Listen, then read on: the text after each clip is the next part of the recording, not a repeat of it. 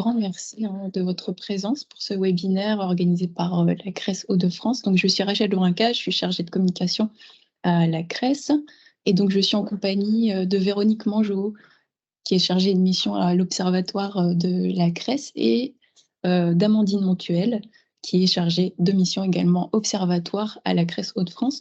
Je vais lui céder tout de suite la parole puisque c'est elle qui va introduire le sujet.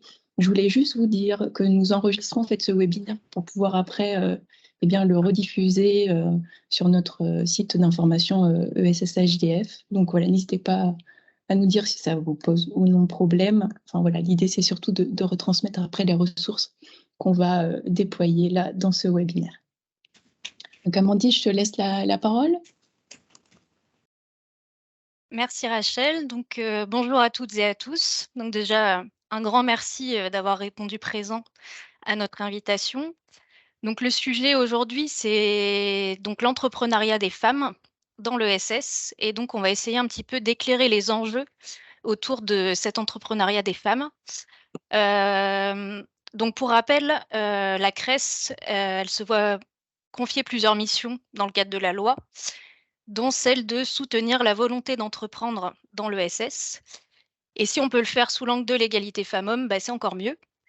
Donc ça fait quelque temps en fait qu'on réfléchit à engager un peu un travail autour de l'entrepreneuriat en ESS, et notamment d'éclairer cet entrepreneuriat autour des inégalités qui peuvent exister dans l'accès à cet entrepreneuriat entre les femmes et les hommes. Et donc ce webinaire, il s'inscrit dans cette volonté, et on s'est dit que le 8 mars, en tant que journée internationale pour les droits des femmes, ça nous a semblé être une date assez symbolique pour commencer un peu à investir ce sujet. Donc, on le sait à travers différentes études qui ont déjà été menées, malgré les valeurs qui sont portées par l'ESS, on sait qu'elle n'est pas forcément exemplaire en tout point en matière d'égalité femmes-hommes. Et sur le sujet de l'entrepreneuriat, on a quelques chiffres qui nous montrent bien qu'il existe un déséquilibre entre les femmes et les hommes. Donc là, dans le diapo, vous voyez quelques données que je vais vous présenter. Donc, autour de l'entrepreneuriat social, donc c'est des chiffres à l'échelle nationale, puisqu'on n'a pas de chiffres à l'échelle de la région Hauts-de-France. Donc, on constate, par exemple, qu'il y a seulement un tiers des entrepreneurs sociaux qui sont des femmes, donc on n'a pas l'égalité. On constate également que les projets qui sont portés par les femmes, ils s'inscrivent plus souvent dans le secteur du sanitaire et social, donc pas simplement dans ce secteur-là, mais en tout cas, il y a une surreprésentation de projets portés par des femmes qui s'inscrivent dans ce secteur-là. On observe également des inégalités en matière de rémunération et de capital, donc à l'avantage des hommes. Donc, par exemple, plus de la moitié des hommes ont des budgets annuels supérieurs à 500 000 € pour leurs projets, contre seulement une femme sur 5. Et la majorité des hommes réussissent à percevoir un salaire supérieur à 2 000 €, quand la majorité des femmes sont plutôt en dessous de ce seuil des 2 000 €. Et un dernier chiffre que je voulais mettre aussi en avant, c'est la surreprésentation des femmes dans ce qu'on appelle les coopératives d'activité et d'emploi. Donc, c'est des structures qui permettent aux entrepreneurs d'avoir un statut d'entrepreneur salarié. Donc, on pourrait juger comme un statut un peu plus sécurisant dans le cadre d'une démarche d'entrepreneuriat. Donc, on voit bien que tous ces chiffres, ils posent un peu des questions sur la manière d'accompagner au mieux, de promouvoir et d'encourager les femmes à se lancer dans l'aventure entrepreneuriale, puisque je pense qu'on peut parler d'aventure.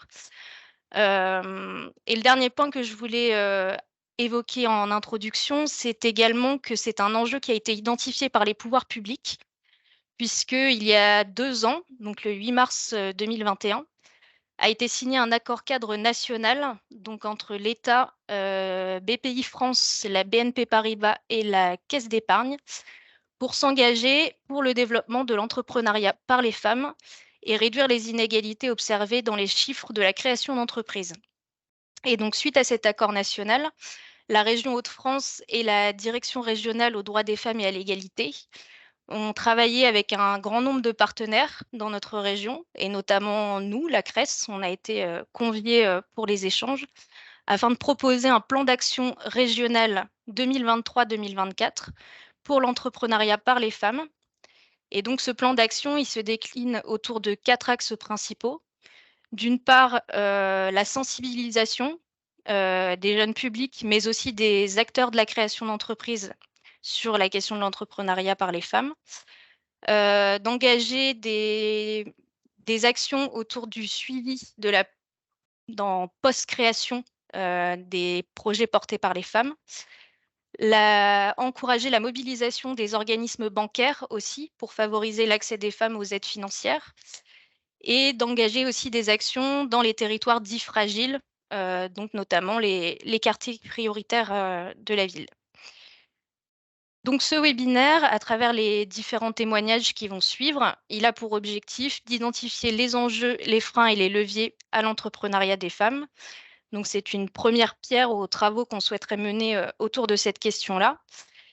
Et donc, avant d'entrer dans le vif du sujet, nous avons convié l'UDES pour nous présenter un petit peu le cadre légal autour de l'égalité professionnelle en ESS.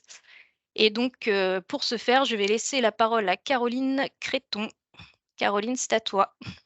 Merci Amandine. Bonjour à toutes et à tous. Tout d'abord, merci à la CRES pour ce webinaire et pour son invitation. Je suis ravie de co-introduire avec Amandine en parlant un petit peu des enjeux autour de l'égalité pro-femmes-hommes et surtout du cadre légal.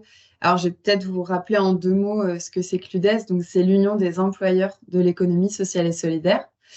Donc, c'est-à-dire que c'est l'organisation multiprofessionnelle de l'ESS. On a donc un statut représentatif, ce qui signifie qu'on est habilité à négocier des accords collectifs avec les partenaires sociaux. Et à ce titre, justement, l'UDES a négocié en 2015 un accord sur l'égalité professionnelle femmes-hommes qui sert en fait de cadre légal pour encadrer un peu toutes les pratiques à ce sujet dans l'ESS. Alors, pour vous faire rapidement la genèse peut-être de cet accord, c'est un sujet qui intéresse les employeurs de l'ESS depuis une quinzaine d'années. Les travaux ne sont pas nouveaux. L'UDES a commencé à se saisir de la question de la diversité dès 2008 avec des travaux assez concrets qui ont abouti en 2011 à un premier accord sur l'égalité et la prévention des discriminations. Et étant donné le poids des femmes dans l'ESS, avec 68% des salariés de l'ESS qui sont des femmes, il semblait quand même primordial de faire un accord spécifique. Donc, chose faite le 27 novembre 2015, donc avec un accord qui a été signé par les partenaires sociaux que vous pouvez lire sur le PowerPoint. Et donc, cet accord collectif, donc, qui est négocié national, ensuite, il est décliné dans les branches professionnelles et puis ensuite dans les structures de l'ESS. Et donc, cet accord, il a été déjà repris par cette branche qui avait soit des accords antérieurs à ce sujet qui ont pu les renouveler au regard des avancées proposées par cet accord collectif, ou des branches qui n'en avaient pas et qui ont pu avoir un premier accord. Et puis, il y avait, fin 2022, 5 négociations ouvertes pour des accords de branche à ce sujet. Alors, cet accord, concrètement, c'est quoi? C'est un document qui reprend à la fois le cadre légal de l'égalité professionnelle femmes-hommes dans la loi française, puis des éléments de définition, et puis qui ensuite propose des modalités sur toutes les thématiques que vous pouvez voir à l'écran. Et donc, vous voyez qu'il représente en fait tout le parcours du salarié avant même de rentrer dans la structure jusqu'à y être. Donc, de la promotion de la mixité, lutte contre les stéréotypes, le process de recrutement, le parcours d'évolution professionnelle au sein de la structure, la question de la rémunération, des conditions de travail, avec 2 gros focus sur les conditions de travail de la femme enceinte et le travail à temps partiel qui touche particulièrement les femmes dans l'ESS. La question de la parentalité, de l'articulation des temps de vie, du harcèlement et des violences au travail, toutes les obligations et les outils aussi à disposition pour mettre en place des politiques d'égalité pro en entreprise, la gouvernance bien sûr, la communication et puis surtout le rôle des branches, le recueil des données et les indicateurs de suivi. C'est-à-dire que cet accord, il demande aux branches de s'en saisir, de définir pour chaque branche par spécificité de métier et de secteur des données qui devront être recueillies et des indicateurs de suivi pour qu'on puisse savoir concrètement comment la situation évolue pour pouvoir adapter et renégocier derrière. Et alors, bon, cet accord, il est disponible sur le site de l'UDES, mais ce que j'aimerais surtout vous présenter, en fait, c'est le guide opérationnel qui a été réalisé après et qui, en fait, est un outil que je vous invite à lire vraiment et qui va reprendre, en fait, toutes les thématiques et tout ce qui a été négocié dans cet accord sous forme de fiches très pratico-pratique, avec pour chaque fiche des éléments de diagnostic, des éléments de cadrage, des méthodes et des améliorations, des pistes pour en fait s'améliorer sur chacune des thématiques envisagées. Et donc l'idée derrière, c'est de dire que vous ayez en fait une structure qui soit existante ou que vous souhaitiez créer une structure, en termes d'égalité professionnelle, il y a un cadre légal qui est là. N'hésitez pas à vous saisir de The Guide pour vous aider à être en accord avec ce cadre légal. Et puis, je rejoins Amandine qui disait en introduction qu'il y a beaucoup de travail à faire à ce sujet dans l'ESS comme partout ailleurs. Mais on se rend compte aussi que le travail a commencé et qu'on n'a pas besoin de repartir de zéro et qu'il y a des outils qui sont là. Et que ces contraintes légales permettent de forcer, on va dire, une évolution, un progrès dans le bon sens. Voilà. Et ce guide est en effet sur le site de l'UDES, mais il vous sera remis aussi par la suite par la CRES. Voilà, mais je vous embête pas plus avec ce sujet d'introduction.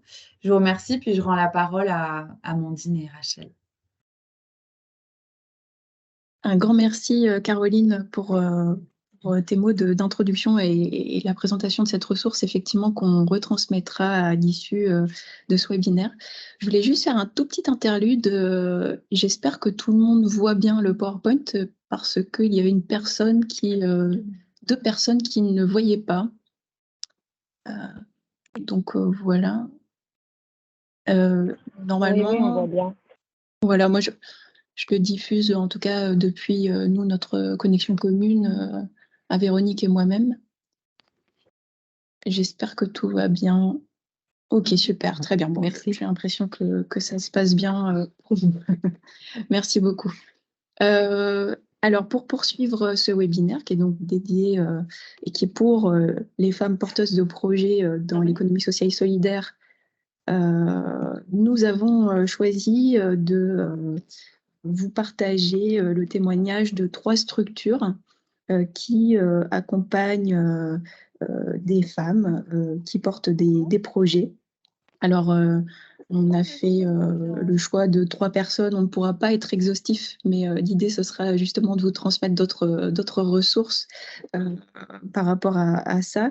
Et donc, on s'est dit avec Amandine et avec Véronique qu'on voulait vous montrer au moins des structures qui œuvrent dans des milieux différents, peut-être aussi avec des populations différentes, parfois avec des fragilités. Enfin voilà, l'idée c'est vraiment de vous montrer 3 témoignages inspirants et différents. Et donc, je vais du coup appeler là au micro Karine Joly d'Initiative Paysanne pour pouvoir nous présenter ce que fait la structure et comment elle accompagne les femmes sur les territoires d'Initiative Paysanne. Est-ce que Karine Joly est présente? Oui, bonjour. Bonjour. Vous m'entendez? Oui, très bien, très bien. Bon, alors, merci beaucoup pour d'avoir répondu par la positive à notre invitation. On va commencer peut-être votre présentation par... est-ce que vous pourriez nous présenter un peu Initiative Paysanne et puis ce que vous y faites? Oui, donc Initiative Paysanne, c'est une association régionale qui est issue de la fusion de 4 plus petites associations il y a 5 ans, qui en fait œuvre pour l'accompagnement des paysans dans l'ensemble, donc que ce soit de l'accompagnement à l'installation, de l'accompagnement dans la reprise des fermes.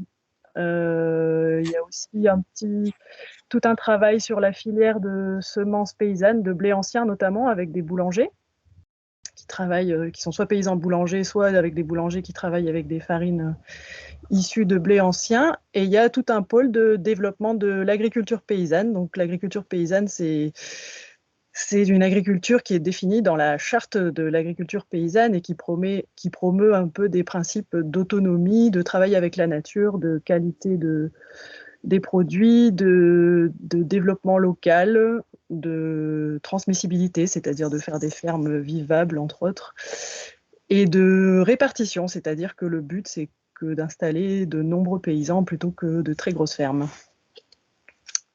Alors, Voilà. donc c'est une association.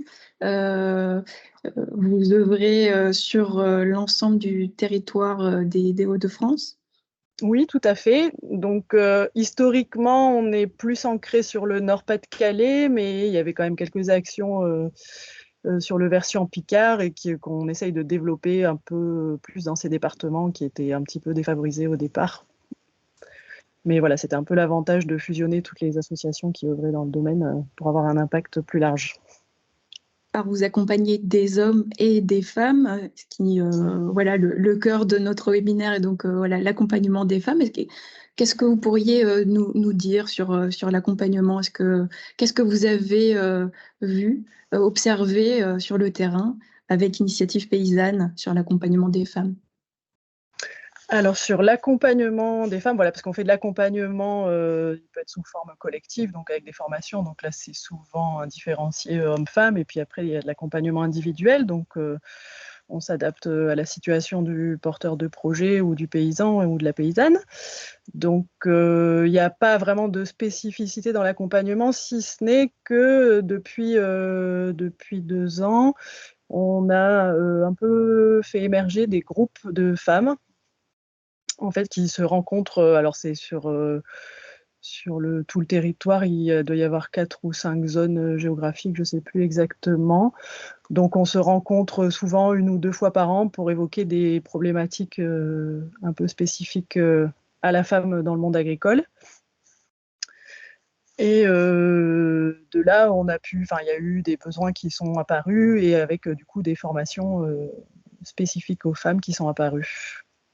Quelles problématiques vous avez vues émerger?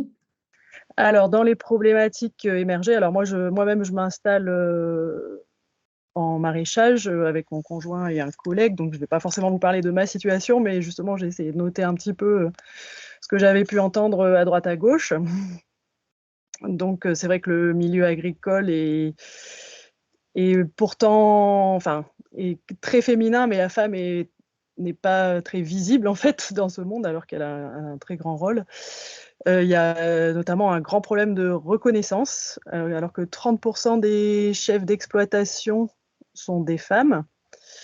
On continue à avoir des situations qu'on croirait d'un autre temps, des représentants en je ne sais quel produit ou matériel qui arrivent dans une ferme et qui demandent le patron. Donc, s'ils croisent une femme en premier, donc ce serait forcément un patron. On reste quand même dans des schémas où c'est forcément le fils qui doit reprendre la ferme et pas la fille. Quand on dit qu'on veut s'installer toute seule, on dit « Ah bon, mais tout seul, vous allez y arriver, vraiment ?» Alors qu'un homme n'y arrivera pas mieux tout seul. C'est vrai que l'agriculture, c'est quand même souvent plus facile à plusieurs, mais je veux dire, un homme n'y arrive pas mieux tout seul qu'une femme. Et par exemple, moi, j'ai une collègue qui a une 30aine d'années, et quand elle a voulu faire un prêt pour son installation, la banque a exigé que son conjoint soit présent, alors qu'il n'a rien à voir avec l'activité agricole. Donc ça, c'est un exemple. Qu'est-ce qu'on peut observer? Il y a tout un travail sur les statuts à faire, parce qu'il y a quand même, dans le monde agricole, est quand même un domaine où il y a de nombreuses personnes qui ont longtemps été sans statut ou avec des sous-statuts, le statut de conjoint collaborateur, il existe seulement depuis les années 1990, je crois, si je ne dis pas de bêtises. Et la plupart des conjoints collaborateurs sont quand même des femmes.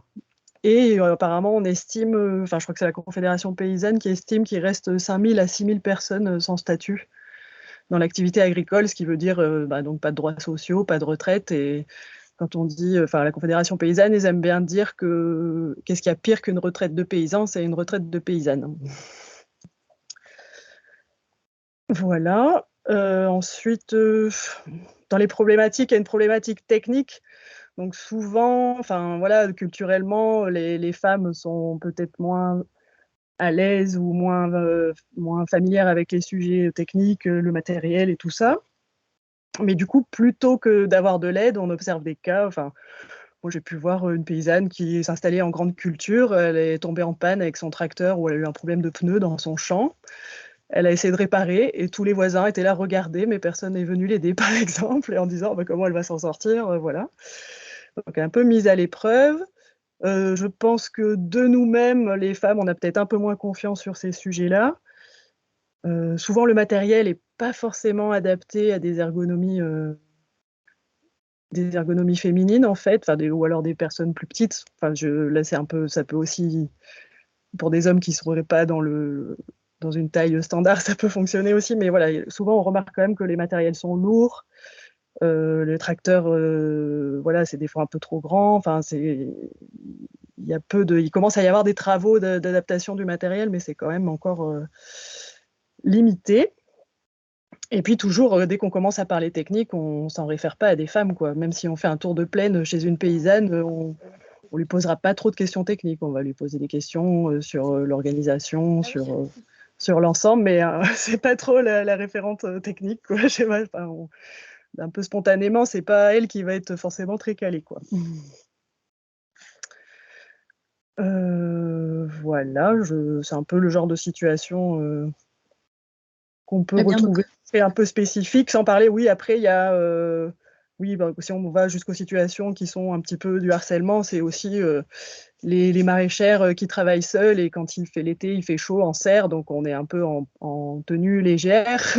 Et puis il y a les voisins qui s'arrêtent ou des hommes qui passent et qui s'arrêtent juste pour regarder, quoi. Enfin voilà, ça c'est un peu ça arrive à beaucoup de femmes qui sont seules. Ça fait une transition justement vers un des dispositifs qui a été mis en place spécifiquement pour les femmes.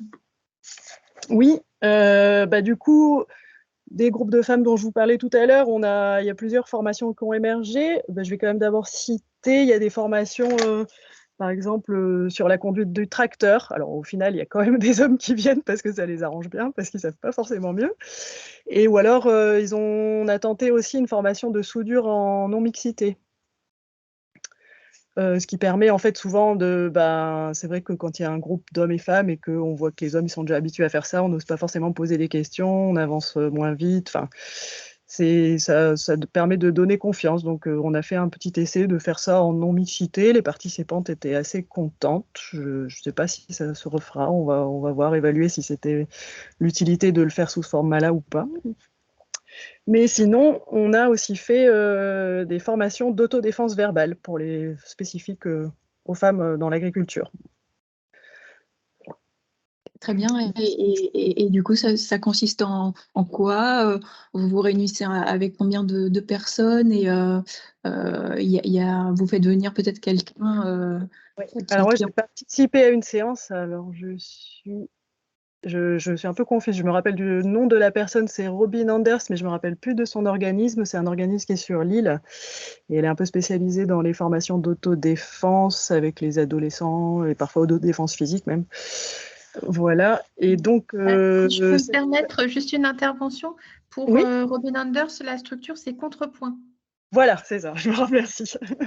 Voilà. Et voilà, donc on était, par exemple, moi, dans la formation à laquelle j'ai participé, on était 7 ou 8. Et c'est une formation d'une journée qui a consisté en gros, c'est savoir identifier et poser ses limites. Et savoir, donc, tout n'est pas spécifique au monde agricole, mais on travaille surtout avec des exemples de ce domaine-là. Donc, c'est une formation qui consiste d'abord à savoir identifier ses limites, et notamment avec des signes physiques. Donc, on fait un peu des petits exercices aussi pour voir à quel moment on est à l'aise ou pas, et à quel moment le corps nous dit que là, ça va pas et qu'il faut faire quelque chose, quoi. Il faut pas laisser faire. Je ne sais pas si vous avez d'autres questions. Oui, bien sûr. J'en profite d'ailleurs pour dire qu'il ne faut pas hésiter à poser des questions dans le chat. On a un temps d'échange après, mais je vais reprendre quand même quelques questions qui étaient vraiment en lien direct avec ce que vous avez dit, et notamment pour les groupes. Pourquoi avoir décidé d'en créer, et surtout, est-ce que c'est que non mixte? Quel est l'intérêt? Voilà, est-ce que vous pourriez apporter peut-être des éclairages par rapport à ça? Et ben en fait, c'est des groupes. Enfin, il y a beaucoup de groupes mixtes. En fait, la plupart de toutes les actions de l'association sont mixtes. Et il y a vraiment juste ces groupes femmes où on s'est dit, il y a peut-être une demande. Et c'est vrai qu'on se voit, voilà, c'est vrai, 1 à 2 fois par an. Donc, c'est pas non plus prépondérant. Mais ça permet d'aborder voilà, certaines questions un peu de façon un petit peu différente que s'il y avait des hommes, parce que c'est vrai, enfin, je vais caricaturer, mais quand il y a des groupes avec des hommes, on se retrouve, enfin, il y a quand même toujours un moment, quand il y a plusieurs paysans ensemble, ils vont parler technique, quoi, plutôt que de parler de problématiques plus larges ou humaines sur la ferme. Et par contre, dans les groupes de femmes, on arrive un peu plus facilement à aborder ces sujets. Voilà, on a eu, enfin, dans ces groupes, il y a aussi l'intervention, il y a une personne du CIVAM national, Maryse, je suis très mauvaise pour retenir les noms, je n'ai pas noté, qui a beaucoup travaillé justement sur la situation de la femme en agriculture et qui nous fait aussi des apports pour montrer que bah, voilà, notre situation personnelle, ce n'est pas forcément nous qui ne savons pas gérer, mais c'est vraiment des paramètres, des choses qu'on retrouve un peu partout, et il y a quand même une composante un peu... c'est pas juste une composante psychologique, c'est vraiment un truc sociologique, c'est vraiment des caractéristiques qu'on retrouve un peu, et c'est pas forcément nous qui créons ces situations-là, quoi. D'accord. Donc, d'où l'intérêt en tout cas d'avoir quelques groupes non mixtes aussi. Pour cette année, pour l'année prochaine, comment vont évoluer ces groupes est-ce qu'il y a d'autres aussi dispositifs ou actions qui vont être mises en place suite à ces différentes remontées terrain peut-être? Et ben les formations autodéfense, enfin voilà, là on en a fait sur 2 ans, elles ont eu lieu 2 fois, enfin sur différents lieux. Donc on va voir un peu, ça sera un petit peu selon la demande, voir si on les reproduit ou pas. Mais a priori, je pense que vu les retours des personnes qui y ont participé, on va inciter, on va plutôt tenter de les remettre en place. Et oui, puis après continuer justement ces groupes de rencontres pour voir quels besoins peuvent émerger. À chaque fois, il y a une animatrice qui creuse un peu la question et qui peut aussi proposer des choses qui sont possibles de mettre en place, quoi. Par exemple, c'était les idées de formation technique aussi en non-mixité, ça, je pense que ça se refera aussi peut-être. Voilà, pour l'instant, il n'y a pas de gros plan sur la comète, mais c'est un peu rester à l'écoute des besoins des paysannes pour voir s'il y a toujours moyen d'organiser quelque chose, quoi. Voilà, on est assez souple et on peut réagir assez vite, en fait. On peut retrouver toutes ces informations-là sur le site d'Initiative Paysanne. Alors, notre site internet est en chantier, il n'est pas encore très bien fait. Il vaut mieux suivre la page Facebook qui est plus à jour. Et après, on peut aussi écrire au pôle agriculture paysanne. Voilà, donc il y a 2 salariés qui sont spécifiquement chargés de ces questions, et du coup après ils envoient des mailings, quoi. Donc le site est en prévision, j'espère qu'il sera fait vite, mais c'est pas encore parfait, quoi. Parfait. Eh bien, un grand merci pour votre témoignage. On va continuer voilà, ce temps de témoignage inspirant avec Valérie Doré de l'ADI. Valérie, j'espère que vous êtes là. Oui, je suis là. Vous m'entendez? Voilà. Oui, tout à fait. Alors, eh bien, même question pour commencer. Est-ce que vous pourriez présenter l'ADI et puis vous, ce que vous y faites? Alors, bonjour à tous. Donc, l'ADI est une association. Donc, notre activité, qui existe depuis pas loin de 35 ans. Notre activité, on fait du microcrédit à la création d'entreprises. Donc, création d'entreprise, développement, et on intervient aussi des fois auprès d'entreprises en difficulté. Donc ça, c'est notre activité principale. On a d'autres pôles d'activité, comme la mobilité, mais là aujourd'hui, ce qui nous intéresse, c'est la création d'entreprises. Donc c'est vraiment de toute façon la genèse de l'ADI, c'est la création d'entreprise. Donc, moi, je suis conseillère, hein, donc je fais les instructions de demande de financement sur le département de l'Aisne. Parfait. Donc, pour rappeler, l'ADI a une aura régionale, en tout cas, et nationale même. Nationale et même internationale, puisqu'on intervient aussi sur le Maghreb, l'Italie, quasiment partout en Europe et bien sûr dans les DOM-TOM, hein. En tout, on est à peu près 1000 salariés, 1500 bénévoles, donc c'est vraiment une grosse structure. Et on a, alors je ne sais plus combien d'agences, mais il y en a partout dans tous les départements. De toute façon, il y a une agence dans chaque département français avec des antennes. Très bien. Alors, on va effectivement s'intéresser plus à l'accompagnement de création de projets. Vous, à votre poste, qu'est-ce que vous avez observé sur le terrain, sur l'accompagnement des femmes? Est-ce qu'il y a des différences d'accompagnement entre femmes et hommes? Qu'est-ce que vous avez pu voir? Alors, ce que j'observe depuis quelques années, c'est que j'ai quasiment maintenant autant de femmes que d'hommes qui viennent nous solliciter dans le cadre d'une création d'entreprise. Quand on regarde les chiffres, effectivement, maintenant, en création, il y a 41% de femmes qui créent. Après, je pense que le régime de la micro-entreprise a quand même favorisé ce développement-là. Parce que moi, ce que je constate, hein, c'est que les femmes ont beaucoup plus peur d'engager leur famille dans la création d'entreprise. Donc, elles ont un manque de confiance en elles pour beaucoup, hein, pas toutes, hein, mais pour beaucoup. Elles ont peur de l'échec. Donc ça, c'est ce qu'on constate. Du coup, il y a besoin d'un accompagnement un peu plus important que chez un homme. En général, les hommes vont plutôt avoir tendance à foncer, hein, tête baissée, que les femmes, c'est plus réfléchi, c'est pas le même mode de fonctionnement chez les femmes. Elles ont besoin d'être entourées, d'être encadrées et d'être motivées.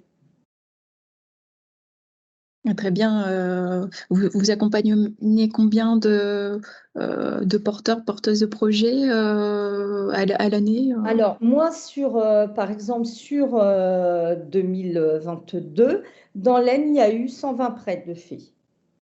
D'accord.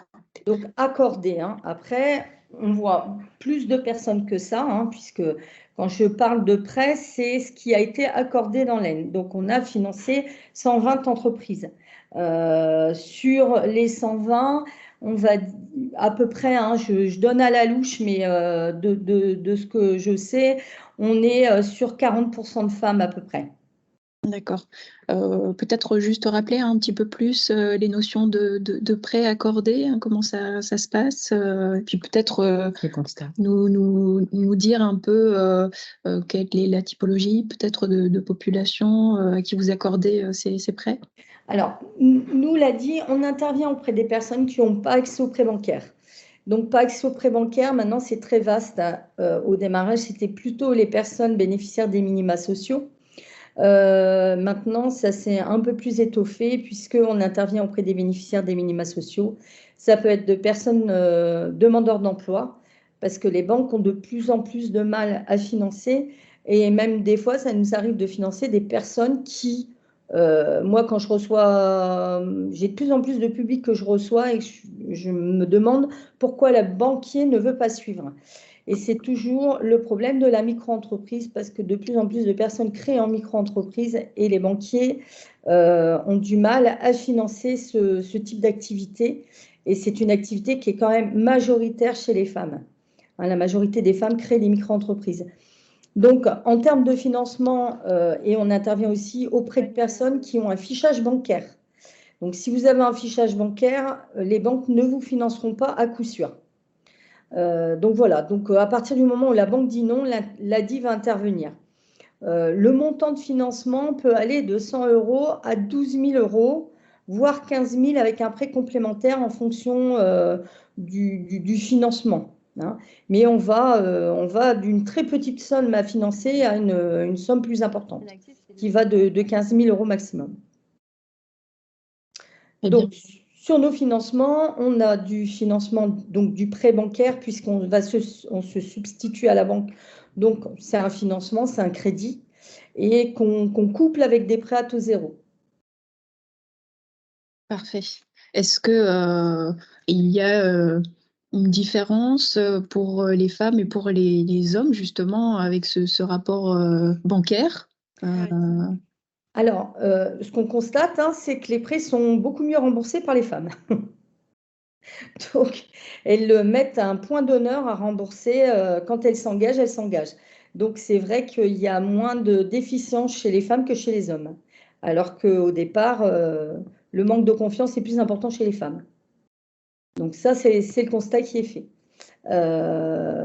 Après, effectivement, on a des choses de mise en place, puisque dans certains endroits, le fait de créer une entreprise va servir à certaines femmes de s'émanciper, de pouvoir sortir un peu du foyer, même si ce n'est que pour créer une toute petite activité.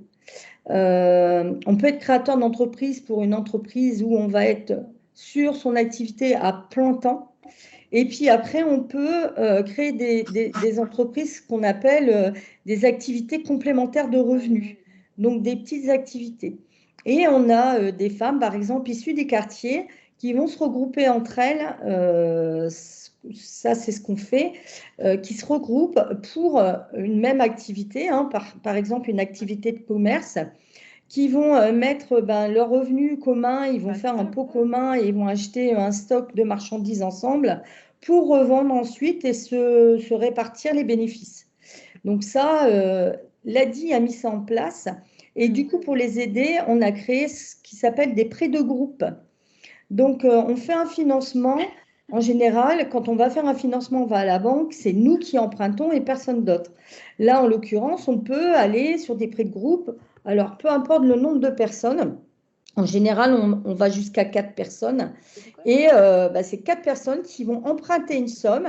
Et le montant de remboursement va être divisé par le nombre de personnes qui a emprunté. Très bien. Donc ça, et du coup, ça permet ce type de financement souvent est demandé dans les quartiers, hein, les zones prioritaires de la ville, dans les quartiers, parce qu'il y a quand même beaucoup d'associations dans les quartiers avec des activités qui regroupent les femmes, et des fois entre elles, quand on va les voir et qu'on leur explique les dispositifs qui existent, ça fait germer des petites idées de création d'entreprise. Donc, ça peut être du commerce, ça peut être de la couture, des réalisations qu'elles font et qu'elles revendent après derrière. Enfin, voilà, il y a plein de choses de mise en place. Donc, pour ça, moi, j'interviens souvent dans les centres sociaux pour expliquer la démarche, pour démontrer aussi qu'aux femmes, faut pas, pour dire aux femmes, allez-y, lancez-vous, il y a peu de risques en fait, hein.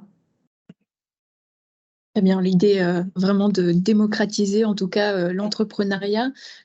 Je me permets de prendre une question qui était dans le chat. On demande si l'ADI accompagne des associations.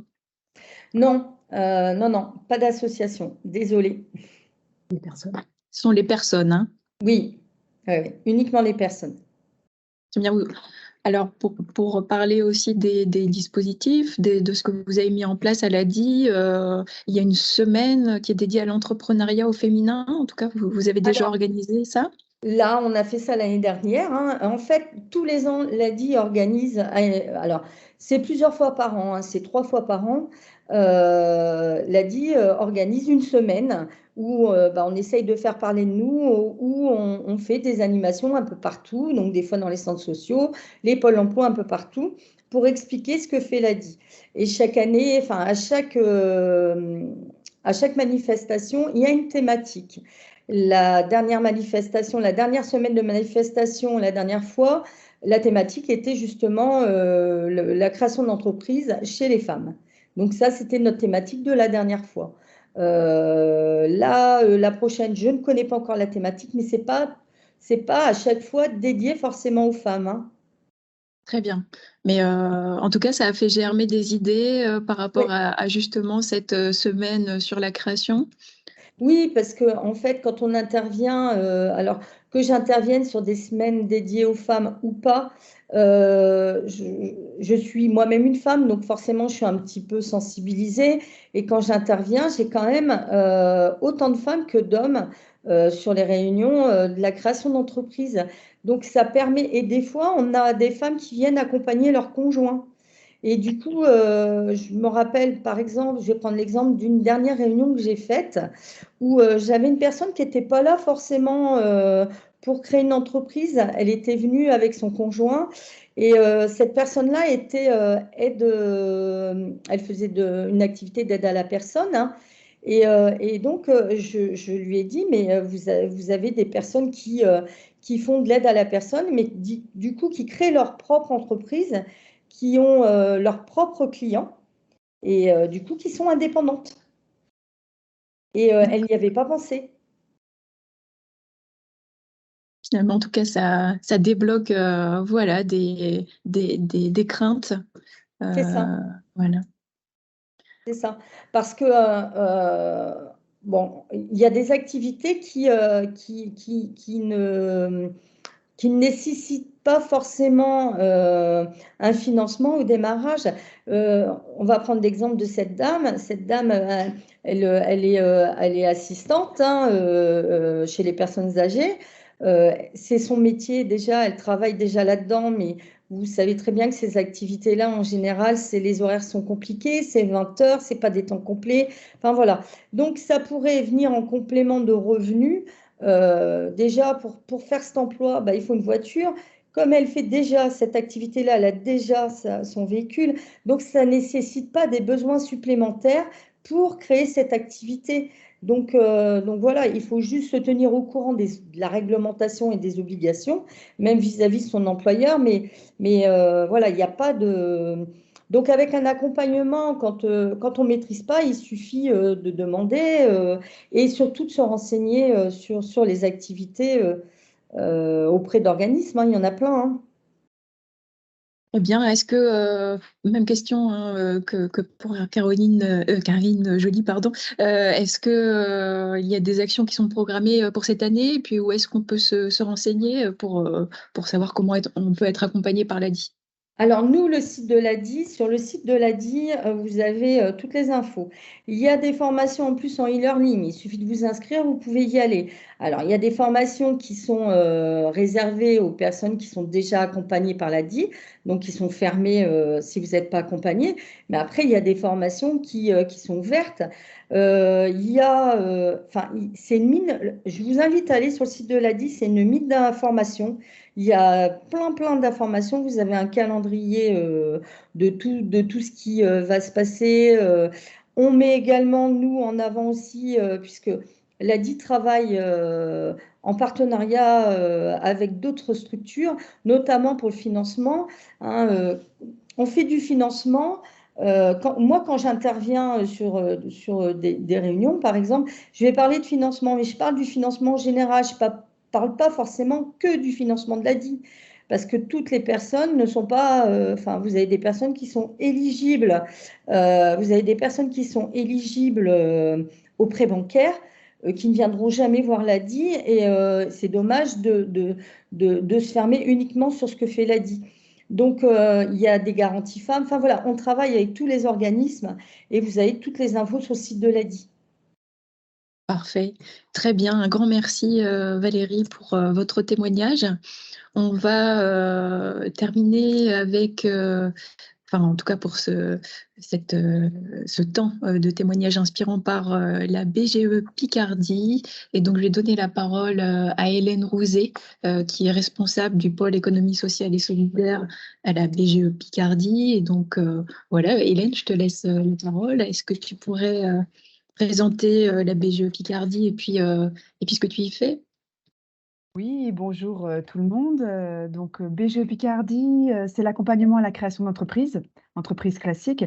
Alors pour information, c'est un groupe national. Il n'y a pas des antennes sur tous les territoires de France, mais il y en a quand même beaucoup. On n'est pas international, nous, enfin peut-être un jour, mes collègues et moi iront expérimenter d'autres territoires, mais pour l'instant, non. Et en fait, la volonté de BGE Picardie à la base, c'était de démocratiser l'entrepreneuriat et donc d'aller vers des personnes qui n'avaient pas forcément de modèle pour créer une entreprise. C'est vrai que c'est plus facile, plus réconfortant, plus facilitant quand on a un exemple de proche, d'amis, etc., qui a déjà entrepris. Et aujourd'hui, maintenant qu'on voit qu'avec la micro-entreprise, qu'il y a beaucoup, beaucoup d'entrepreneuriat, il faut se rappeler qu'à une certaine époque, si on remonte un peu l'historique, c'était pas si évident que ça. Donc, BGE Picardie souhaite intervenir dans les territoires ruraux, pas seulement urbains, souhaite intervenir dans les quartiers poétiques de la ville, on en a parlé. On met en place des bus pour aller vers les personnes qui souhaitent créer une entreprise. Voilà, l'idée c'est vraiment d'aller vers un maximum de personnes pour ouvrir et avoir pardon, des outils spécifiques de formation, des CAE, on en a parlé tout à l'heure, des couveuses pour favoriser l'acte d'entreprendre. Là, en fait, moi, je suis responsable de pôle économie sociale et solidaire, donc je fais quelque chose d'un petit peu particulier par rapport à l'accompagnement classique, c'est que je vais accompagner des projets qui sont d'économie sociale et solidaire. En fait, j'ai une équipe, j'ai la chance de travailler avec Marie-Laure Carlu qui est là, présente dans cette réunion, et Sébastien Ridou aussi. On s'est réparti les territoires. Moi, j'agis sur le territoire de l'Oise, Marie-Laure plutôt sur le territoire de l'Aisne et Sébastien plutôt dans la Somme.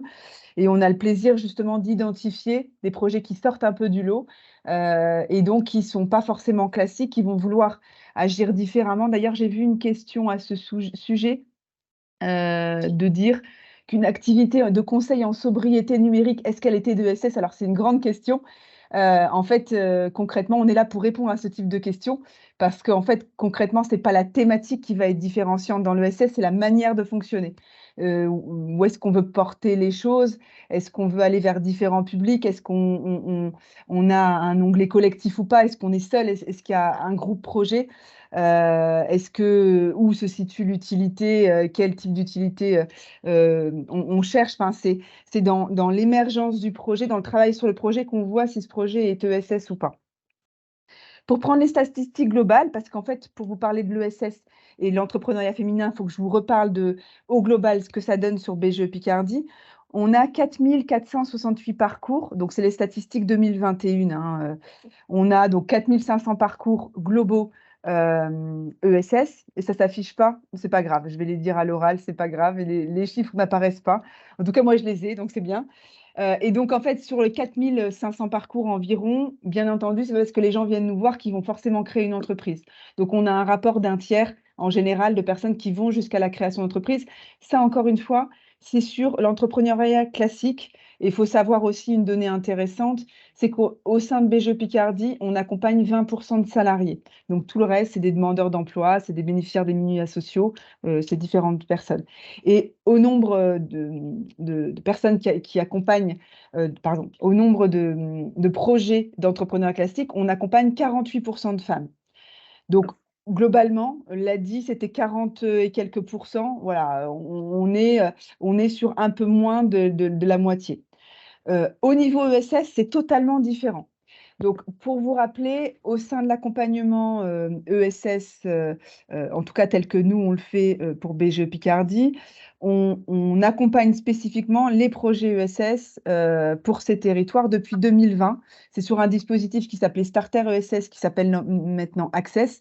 On est plusieurs partenaires sur le territoire. Vous retrouverez un partenaire pour tous les Hauts-de-France qui fait la même chose que nous. Donc, il y a une cartographie qui est disponible. Enfin, sachez que ce n'est pas différenciant. S'il n'y a pas BGE Picardie, si vous n'êtes pas sur le territoire Picard, il n'y a pas de souci. Vous trouverez une personne qui pourra vous accompagner pour votre projet ESS. Mais depuis 2020, en fait, on accompagne les porteurs de projets ESS. Et qu'est-ce qu'on voit? Qu'est-ce qu'on constate? On constate qu'en 2020, on a 87 entrepreneurs qui ont été accompagnés par BGE Picardie et qu'il y a 68% de ces entrepreneurs qui étaient des femmes. Donc là, on s'est dit, c'est le début du dispositif, peut-être que ça sera qu'une année, il n'y aura pas de suite. En plus, 2020, année spécifique, bon. 2021, sur 138 entrepreneurs accompagnés, on s'aperçoit, ça baisse un petit peu, mais ça reste au-dessus de 60%. Et en 2022, on s'aperçoit que ça remonte à 67%. Donc, on a accompagné 167 entrepreneurs, mais c'est surtout le ratio que je veux que vous mémorisiez, 67% de femmes. Donc, en fait, quoi qu'il en soit, on reste toujours au-dessus des 60%. Si on compare à l'accompagnement à la création classique, où on est à 40, 48, un peu moins de 50, c'est quand même largement différenciant. Et nous, ça nous interpelle. On se dit, bah tiens, c'était un peu étrange, comment ça se fait? Enfin, on se pose des questions avec l'équipe. Et on se dit que cette prépondérance, elle est valable pour les 3 territoires, donc ce n'est pas uniquement l'Oise ou uniquement l'Aisne, etc. C'est même plus fort dans la Somme, je vais dire. Donc là, c'est une moyenne entre les 3 territoires. C'est bien une moyenne entre les 3 territoires, c'est quand même important de le dire. Et donc, en fait, on va regarder quand même la typologie des projets accompagnés parce que c'est ce que tu avais dit, Rachel, c'est quand même important de le savoir. C'est très en lien. Les projets qu'on accompagne, c'est quand même beaucoup des projets sur du développement local, du lien social, sur l'éducation, la formation, l'insertion, sur l'humanitaire, la santé, le social. Voilà, enfin, ces thématiques sont quand même largement féminins. Alors, je ne suis pas une spécialiste des statistiques de l'ESS, mais quand même, enfin, on se rend compte qu'on n'est pas sur tout typologie et thématique de projets. Et donc, en fait, si je vous dresse un portrait type des personnes accompagnées, des entrepreneurs accompagnés, donc sur les statistiques 2022, nous, on accompagne plutôt des personnes dans les agglomérations, 62%. Donc, agglomération, pour ceux qui ne connaissent pas le territoire, Beauvaisis, Compiègnois, Crayois. Plutôt des personnes entre 30 et 40 ans, en phase très en amont, donc de l'idée à la mise en place du projet. On va aider sur des dimensions de projet, mise en place de projet, faisabilité, bien sûr modèle économique, mais parfois bien en amont de la création du statut juridique. Les personnes qui viennent nous voir veulent surtout créer des associations, en fait.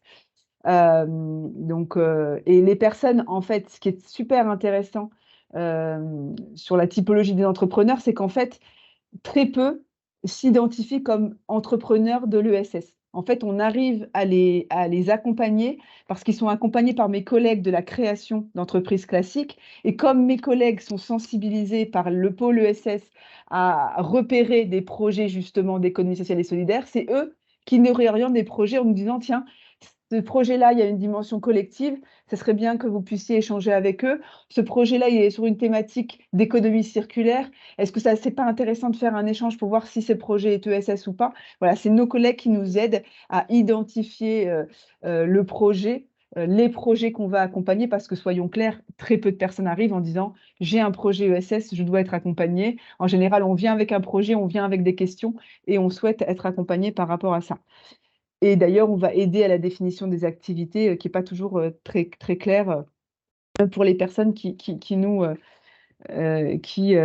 vers nous. Les éléments qui nous sont remontés, justement, donc ça, c'est le lien, puisqu'on accompagne jusqu'aux 3 ans d'existence le projet sur un volume horaire d'une 20aine d'heures d'accompagnement en moyenne. Et en fait, donc, on a un lien important avec les personnes, on leur propose de l'accompagnement individuel et collectif. Et en fait, il y a des besoins qui remontent et qui du coup, nous montrent que ça peut impacter le projet. Alors, BGE, on est sur de l'accompagnement technique, l'accompagnement généraliste mais technique. Quand je vous dis modèle économique, quand je vous dis statut juridique, etc., c'est des choses très techniques. Mais il y a des choses qui peuvent impacter aussi le projet. Et donc, les personnes nous font part de leurs difficultés. Donc, c'est du manque de temps et difficultés d'organisation entre le pro et le perso pour le projet. Le temps disponible pour le projet, c'est une difficulté. Bien entendu, vous l'avez déjà évoqué et les témoignages d'avant l'ont évoqué, le manque de confiance en soi. Notamment, nous, on l'a vu pour établir un juste prix. Quel est le prix qu'on donne à l'activité qu'on va mettre en place si on intervient dedans? Ce qu'on appelle le syndrome de l'imposteur. Alors, tout ça, c'est ressenti aussi par des hommes, mais il y a aussi une dominante féminine en se disant, voilà, est-ce qu'on aura les épaules pour pouvoir aller et assumer une entreprise?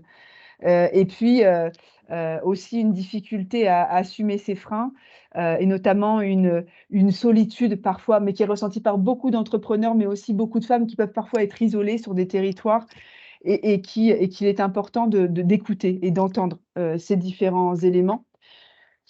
Après, on accompagne les projets, on entend toutes ces difficultés et donc du coup, on a l'idée de mettre en place des temps collectifs. Pourquoi collectifs? Parce qu'on s'est dit que justement par rapport à cette solitude des entrepreneurs, on avait besoin de mettre parfois les gens ensemble pour qu'ils puissent se rendre compte qu'ils sont pas les seuls justement à éprouver cette solitude et que c'est quelque chose de partagé et qu'ils peuvent partager ensemble sur un territoire se renforcer et pouvoir se connecter les uns aux autres en fait.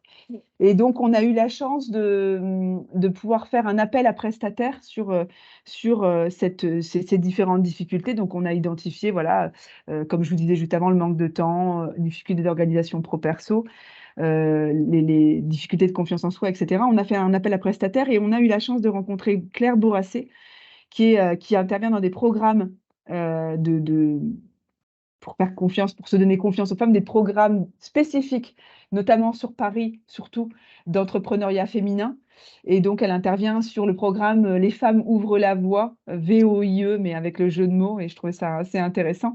Et du coup, elle est intervenue pour nous en 2021 et en 2022, et sur des thèmes qui m'intéressent particulièrement, puisqu'en fait, elle souhaite qu'on puisse se sentir confiante et ambitieuse. Les deux sont hyper importants. La confiance et l'ambition dans le lancement de projet. Et c'était vraiment, pourquoi on l'a choisie, elle, parce qu'elle est vraiment tombée sur ce qu'on voulait faire, ce qu'on voulait porter et ce sur quoi on voulait travailler avec les entrepreneurs qu'on accompagnait. Et donc, l'idée, c'est qu'elle puisse travailler un contenu spécifique, notamment en travaillant sur la confiance en soi, qu'elle puisse favoriser le partage d'expériences entre les personnes et qu'on puisse travailler en groupe restreint, très restreint. Pourquoi? Parce que concrètement, la confiance en soi, la bienveillance et le fait d'avoir des échanges vraiment de qualité, c'était aussi important d'avoir des groupes restreints. Elle était sur des thématiques, elle travaille sur des thématiques sur la confiance en soi pour passer à l'action, sur se sentir légitime et enfin à sa place, sur le fait de dire non, d'apprendre à dire non. Parfois, c'est difficile pour certaines personnes. Il y a une culpabilité derrière le non, hein. Et donc, l'idée, c'est de se dire, à un moment donné, si on dit non, on sait pourquoi et on tient cette idée. Moi, quelque chose que j'apprécie particulièrement sur l'aspect authentique. En fait, parfois, on a des injonctions sur l'entrepreneur, comment il doit être perçu, comment il doit apparaître. Et donc là, on était plutôt sur une identité de, il faut pas être parfait, il faut pas être fort forcément, il faut pas faire plaisir, il faut être sur ses forces à soi et être bien pour pouvoir paraître bien aussi et pouvoir justement être en pleine capacité de ses propres forces pour aller rencontrer des partenaires dans les projets ESS. On sait que c'est important d'aller solliciter différents collectifs, d'aller se renforcer grâce aux autres, mais en étant fort soi-même. Et puis, bien sûr, la relation à l'argent pour vendre son travail à sa juste valeur. Il ne s'agit pas de se dévaloriser ou se survaloriser, mais pour anticiper une pérennité de projet, parce qu'on est là pour ça, on se bat pour créer des projets durables dans les territoires. Et donc, du coup, la pérennité, elle passe par le fait de bien identifier une valeur au travail qu'on fournit et d'une valeur juste et pas rabaissée parce que on imagine que ça vaut moins ou voilà, des choses qui pourraient intervenir comme ça. Et donc, on a mis en place donc, des webinaires pour booster sa confiance en soi. Là, vous voyez un peu les visuels, comprendre sa relation à l'argent. Ça, c'est des choses qui sont sorties. Stop au syndrome de l'imposteur, mettre sa singularité au cœur des projets. On a eu, alors c'est des petits groupes, donc on a eu 24 participants en 2021, dont 6 hommes. Il faut savoir que c'est ouvert, hein. C'est des sujets qu'on a identifiés, nous, comme importants pour les femmes qu'on accompagne. Vous vous souvenez, les statistiques des femmes sont plus importantes chez nous, mais ça reste ouvert, toujours. On n'a pas envie de cloisonner les choses. En 2022, on a reproposé 3 webinaires, on a eu 22 participants, donc 4 hommes. Pareil, ça restait ouvert. L'idée, c'est vraiment de favoriser les échanges, hein, et jamais la fermeture sur tel ou tel sujet, parce qu'encore une fois, le manque de confiance en soi, le syndrome de l'imposteur, ça touche aussi les hommes. qui est compliqué, là je vous le livre comme je le pense, ce qui est compliqué par rapport à ces sujets, c'est que c'est souvent des sujets très personnels. Et du coup, oui, il y a des choses qui apparaissent pas, c'est marrant dans le PowerPoint, mais c'est pas grave. Vous aurez en version complète tout à l'heure. C'est des sujets très personnels.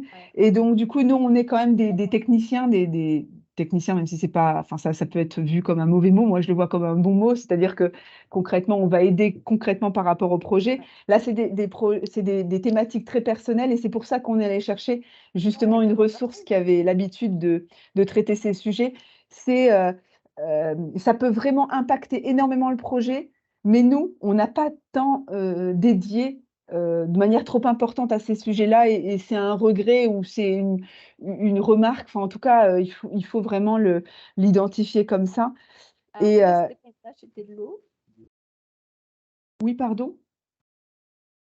J'ai cru Je pense entendre qu'il y a quelqu'un qui n'a pas fermé son micro, mais tu peux continuer, Hélène. Pardon, j'ai cru qu'on posait une question directe, c'est pour ça que je me suis arrêtée. Et du coup, l'idée, en fait, c'est de garder toujours les sujets ouverts et sans trop de parti pris, parce qu'effectivement, je pense toujours à mon collègue Sébastien qui avait fait une remarque très intéressante, qui fait toujours des remarques très intéressantes, mais là, elle était encore plus intéressante que d'habitude, et qui disait, oui, mais forcément, si on tape entrepreneur sur Internet, on va avoir que des images d'hommes. Bah oui, et effectivement. Donc, il faut toujours se dire, pour bien identifier des choses, il faut quand même se dire, avoir une espèce de recul en se disant, euh, euh, il faut rester humble par rapport à ce qu'on regarde et se dire comment on identifie des choses et comment on reste ouvert à la plupart des besoins. Et donc, par rapport à ça, notre ligne de conduite, c'est vraiment d'être ouvert et d'être à l'écoute des besoins réels et des besoins formulés par les personnes qu'on accompagne. C'est le plus important. Quand les gens nous disent, là, moi, j'ai une problématique sur tel sujet, on essaie tout de suite d'y répondre et de créer des espaces où parler. Par exemple, sur le webinaire Communiquer en lien avec ses valeurs, c'est de se dire, bah oui, communiquer, ça fait du déchet, ça produit des choses qu'on n'aime pas forcément, mais en même temps, il faut pouvoir communiquer, donc comment bien le faire et de manière alignée avec ses valeurs. Ça, c'était une demande qui avait été remontée et qu'on a souhaité traiter. Identifier les compétences spécifiques, et je trouve ça intéressant justement d'être là aujourd'hui pour identifier vos compétences et les compétences spécifiques dans le groupe qui est présent ici, pour se dire comment on peut s'entraider sur ces sujets-là, parce que on a besoin d'apprendre et on a besoin d'évoluer et chacun peut-être de se donner des bons conseils ou de se dire, voilà, nous on a agi comme ça et comment nous on pourrait du coup apprendre de ce type de démarche pour favoriser les complémentarités, parce que sincèrement, on est forcément complémentaires sur tout un tas de sujets. Et puis, il faut rester humble sur ces sujets-là. Encore nous, on est, je le dis une dernière fois, on n'est vraiment pas spécialiste de ces questions-là. Par contre, on identifie qu'on a un véritable nombre de femmes accompagnées qui ne décroient pas au fur et à mesure du temps.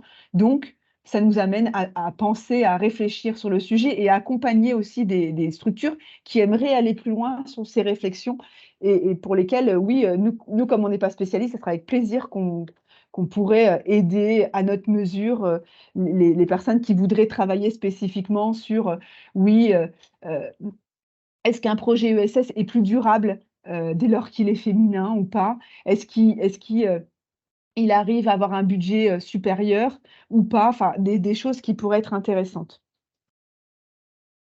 Parce que les perspectives de l'ESS sont multiples, hein, et notamment pour les femmes. On est là encore une fois pour porter le développement des territoires sur des sujets qui sont impactants, qui seront impactants aujourd'hui, qui le seront à l'avenir. Et donc, pour toutes les femmes présentes ici qui souhaitent créer, entreprendre, développer des projets, il est intéressant de savoir que dans la silver economy, le bien vieillir chez soi, il y a plein de choses à penser, à développer sur le réemploi, sur l'accueil petite enfance. Il y a des territoires qui sont carencés. Bien entendu, sur l'inclusion, aujourd'hui, on souhaite vraiment travailler sur plein d'axes d'inclusion et sur la mobilité douce ou inversée pour l'accès au public. l'accès à tous des actions qui sont peut-être déjà présentes dans les agglomérations et moins au niveau rural. Donc, il y a des perspectives dans l'ESS, il y a plein de perspectives pour les femmes, et donc c'est intéressant de travailler sur ce sujet et d'être accompagné potentiellement pour travailler son projet. Vous aurez nos contacts si... Alors du coup, je n'ai pas regardé les questions, donc s'il y a des questions, n'hésitez pas. Oui. Alors, toutes nos excuses en tout cas, Hélène, hein, pour les diapos qui étaient pas visibles, mais effectivement, on retransmettra tout ça en en bon Pas de format. souci. Donc encore désolée. Et puis bien sûr, toutes les informations sont à retrouver sur le site que tu avais mis là sur ta slide. On a noté un certain nombre de questions et ça tombe bien justement, c'est le temps d'échange. Je vais laisser la parole à Véronique pour reposer les questions. Alors, il y en avait un certain nombre pour toi, Hélène. Oui, pour la BGE, mais d'une façon générale, il y a plusieurs personnes qui ont bien compris que vous accompagnez à la fois des entrepreneurs ou entrepreneuses qui vont vers des projets conventionnels, classiques, et d'autres qui vont aller sur l'ESS. Donc, à propos de ça, il y a plusieurs questions. Je vais les sélectionner un petit peu. C'est vous accompagnez, donc vous accueillez des porteurs de projets collectifs. Comment vous arrivez à décerner que les projets collectifs qui seront des projets de l'ESS sont des projets plutôt femmes? Enfin, comment vous les classez femmes, d'une part, et après, quand vous recevez ces porteuses de projets collectif marqué ESS, comment vous abordez des points spécifiques à l'ESS, ce qui fait votre spécificité d'un accompagnement ESS? Est-ce que comment vous abordez des thèmes comme l'innovation sociale, la gouvernance, etc. Voilà, c'était la première question sur votre cœur de métier. Après, j'ai 2 autres questions. Alors, déjà, en fait, c'est nos collègues qui accompagnent les porteurs de projets, les entrepreneurs classiques, qui vont nous orienter, les entrepreneurs ESS. Donc, c'est eux qui vont, je ne vais pas dire sélectionner, mais en fait, c'est quand même plus ou moins ça, qui vont nous faire appréhender telle ou telle dimension. En fait, ce n'est pas parce qu'on est sur un sujet qui peut paraître de ESS. Par exemple, je vais vous donner un exemple, la petite enfance. On peut créer une entreprise classique sur la petite enfance. C'est pas encore une fois, la thématique n'est pas forcément différenciante, c'est la manière de fonctionner. Et sur la question c'est une question très intéressante qui nous pose beaucoup de débats et qui nous fait parfois nous arracher les cheveux. En fait, en général, il y a une personne qui vient nous voir. Et cette personne, ça va être la personne autour de laquelle va s'agréger le projet. Donc déjà, l'ESS, c'est du collectif, mais il arrive plein de fois chez nous, BGE, qu'une personne commence seule. Et en fait, je vais dire, ce projet, il va mûrir et il va réussir ou pas. S'il ne réussit pas, en général, ce n'est pas un projet qui ira plus loin, mais il va réussir à agréger tout un tas de compétences et de connaissances autour de lui. Et donc, c'est là où le groupe, le collectif, va se développer. Et donc, en fait, nous, là, à côté administratif, on va garder un nom, la porteuse de projet originelle, qui va fixer, en fait, si l'entrepreneuriat est plutôt féminin ou pas. On ne va pas commencer à collecter le nombre de noms et puis dire, voilà, le ratio est plutôt féminin, le ratio est plutôt masculin. En fait, c'est le premier contact qui va compter là-dessus. Je ne sais pas si j'ai bien répondu à vos questions, du coup. Il me semble que oui, le chat est là pour relever une question, une demande de complément. Ensuite, suite à cette présentation d'accompagnement pour les femmes, est-ce que sur la MEL, vous avez aussi une équipe sur la MEL, une équipe qui accompagnerait plus les porteuses de projets ESS? Alors, alors, comme je l'ai dit rapidement, je m'excuse, on a un dispositif qui s'appelle Access, qui est à disposition de tous les entrepreneurs de l'ESS. En fait, il y a mes partenaires qui sont sur d'autres territoires que la Picardie, qui font ce travail de la même manière que nous, qui ont leur spécificité aussi. Il y a Delphine Grière qui doit être dans la... Oui, et qui pourra peut-être transmettre la cartographie des différents accompagnateurs. Je viens de mettre le lien du réseau Tremplin. Ouais, génial. Merci beaucoup, dans le Delphine. chat. Oui, donc là, vous aurez sur le lien que vient d'envoyer la collègue de la CRES, Delphine Grière, un lien pour voir comment être accompagné sur les projets ESS, dont les accompagnateurs potentiels sur la MEL. Exactement, voilà. Exactement. Une personne a posé la question d'un dispositif qui est l'aide garantie égalité femmes. Est-ce que cette aide, vous la connaissez? Est-ce que vous l'activez sur les créations que vous appuyez, que vous Non, j'ai accompagnez? jamais eu à la mettre en œuvre. Je suis pas une spécialiste du coup. Alors moi, j'aime bien une fois que ça a été mis en œuvre, voilà, ça me donne du concret. J'ai pas eu à la mettre en œuvre. Je pense pas que mes collègues Marie-Laure et Sébastien non plus. Peut-être quelqu'un On va d'autre. demander à Monsieur Martin qui en a parlé dans le chat s'il veut bien Avec de plaisir. prendre la parole. Tout à fait. Avec plaisir. Vous m'entendez ou pas? Oui, très bien. Oui, bonjour, excusez-moi. En fait, c'est l'ancien dispositif FGIF, le fonds garantie, voilà, qui s'appelle maintenant la garantie égalité femmes, qui est un outil qui permet d'avoir une couverture par rapport à l'emprunt bancaire, qui est loin d'être négligeable quand on est une femme, pour créer une structure, qu'elle soit de l'économie traditionnelle ou de l'économie sociale et solidaire. Voilà. D'accord. Et Monsieur Martin, c'est qui sollicite-t-on pour avoir accès Ben, à… je vais vous envoyer le lien sur le chat parce que je ne vais quand même pas Très bien, monopoliser c'est la ça. parole. Ce sera Comme ça, voilà. tout le monde pourra en bénéficier. Voilà, merci Très beaucoup. bien. Merci. Il faut C'est savoir plutôt que dans… s'orienter vers, pardon, c'est plutôt Vas-y, s'orienter vers France Active, donc Hauts-de-France Active, Ouais, exact. dans ce cas-là. Très bien. OK. On fera un petit relevé de notes et il y aura toutes les ressources que la CRES a et que nos intervenants et vous, les participants, auront communiqué, qui seront dans le relevé de notes de ce webinaire. Enfin, avant de renvoyer des questions à l'ADI ou à Initiative Paysanne, il y avait plusieurs questions autour du syndrome de l'imposteur. Comment vous activez le désamorçage de ce syndrome chez les créatrices?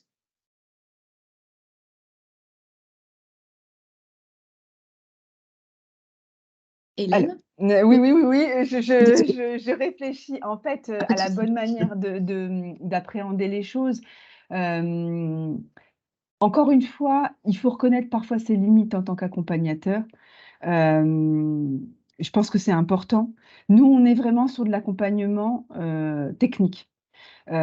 Pour autant, on identifie que toutes ces thématiques ont un impact sur le technique, c'est-à-dire que si une personne ne fait pas confiance en soi, n'a pas confiance en soi, si une personne a une difficulté pour s'organiser, l'équilibre vie pro, vie perso, si c'est complètement déséquilibré, etc., ça va impacter forcément le projet.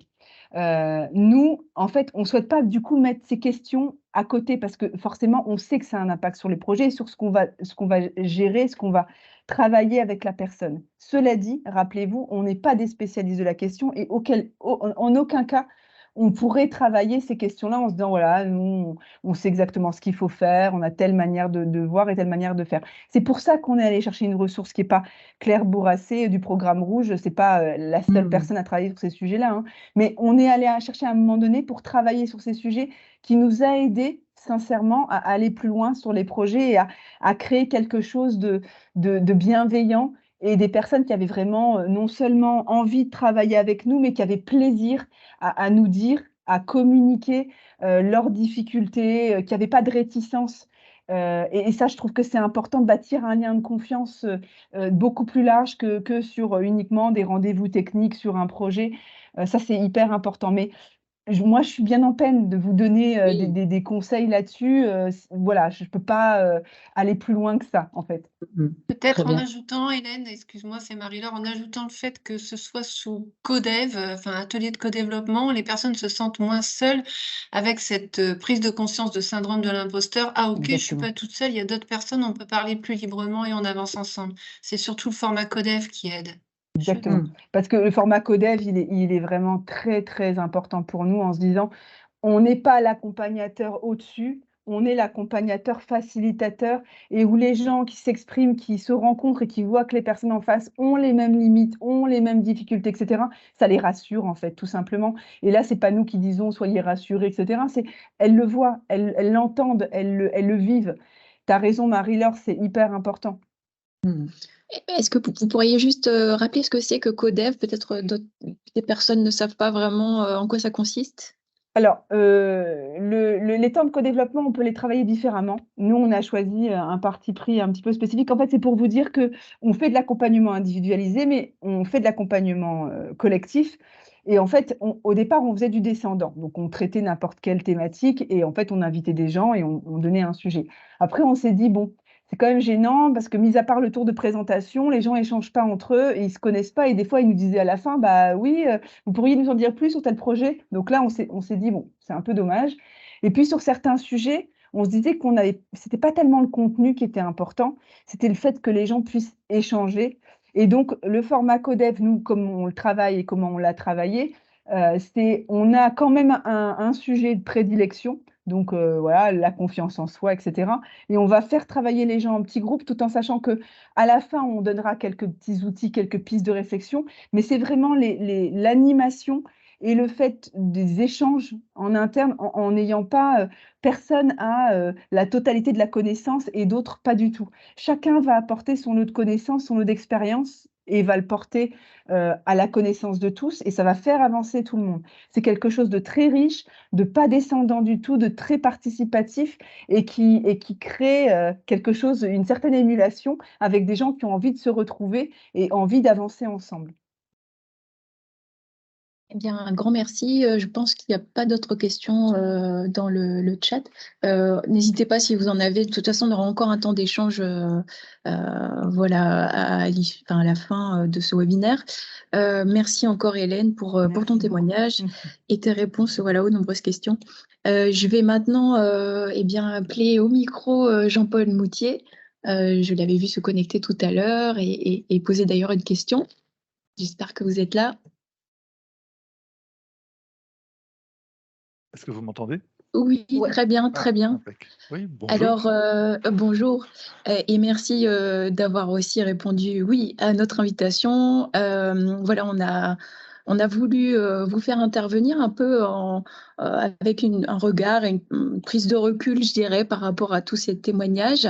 Mais alors, je vais poser la même question qu'à toutes ces personnes qui ont témoigné avant. Est-ce que vous pourriez nous présenter Galilée, donc la structure pour laquelle vous travaillez, est-ce que vous y faites avant de pouvoir échanger voilà, sur votre regard par rapport à ces questions de création et autour des femmes?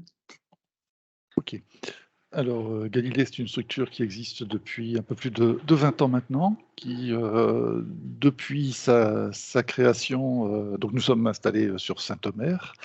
Nous travaillons principalement sur 2 champs d'activité, sur, d'une part, le développement de l'économie sociale et solidaire, et 2, sur les questions d'égalité entre les femmes et les hommes.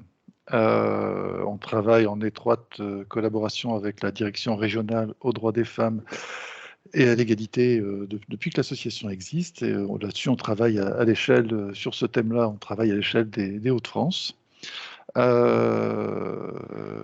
Par rapport notamment à la situation, alors sur le volet ESS de l'association Galilée, ben, on fait exactement la même chose que ce que vous a présenté Hélène pour la BGE Picardie. Et en ce qui concerne l'égalité entre les femmes et les hommes, on travaille depuis à peu près maintenant 10 ans, plus spécifiquement sur les questions de l'égalité professionnelle dans l'économie sociale et solidaire. Eh bien, donc vous allez nous en parler, vous avez enquêté. Justement, est-ce que vous pourriez nous faire un retour de ce que vous avez observé, en tout cas vous, avec vos activités en traitant justement ce sujet de l'égalité femmes-hommes? Oui, alors avant de présenter un petit peu ce que nous faisons, 2-3 réactions que j'ai eues en écoutant les différents témoignages, ce qui a été dit depuis le début de la rencontre. Il y a des points qui m'ont paru un petit peu saillants, notamment en début d'entretien, de webinaire, pardon, il y a bien été question de la notion d'information. Dans les interventions, les interventions de la CRES ou de l'UDES. Et par rapport, c'est vrai qu'à l'égalité entre les femmes et les hommes, et encore plus dans l'ESS, on a toujours un problème d'information. Tout à l'heure, on s'excusait presque, on dit bah oui, tiens, on a des accords, on essaye d'observer, on fait remonter des informations, ou alors on a des données qui sont que nationales. C'est vraiment en permanence un gros déficit qu'on a, si on veut travailler sur les questions d'égalité, c'est qu'on a une information qui est trop rare, peu souvent actualisée, trop distante, et finalement, ça rend les choses un peu difficiles à mettre en valeur, à observer. Et ce qui fait quelquefois que le travail sur l'égalité, moi j'aime bien l'expression, c'est souvent un combat un peu discret. C'est-à-dire que oui, parce que on n'arrive pas, et pas suffisamment, on manque d'outillage, on manque de données pour venir en appui des combats qui sont à mener. Et ça, c'est un des gros déficits que l'on rencontre quand on veut parler de l'égalité dans l'économie sociale et solidaire, notamment, mais pas que dans l'économie sociale et solidaire. Voilà, c'est un premier point que j'ai relevé tout à l'heure. Un second point que j'ai notamment entendu à travers des témoignages d'initiatives paysannes ou de l'ADI, ça a été à un moment donné, quand on veut parler des femmes et de l'initiative, ça a été ce besoin de contextualiser, c'est de dire effectivement, les femmes, c'est pas une globalité. Il y a des situations différentes, des cultures différentes, des milieux sociaux différents. On a vu que, par exemple, Initiative Paysanne s'exprimait avec une réelle expertise sur, ben voilà, nous, dans le monde agricole, on a des problématiques qui sont celles-là.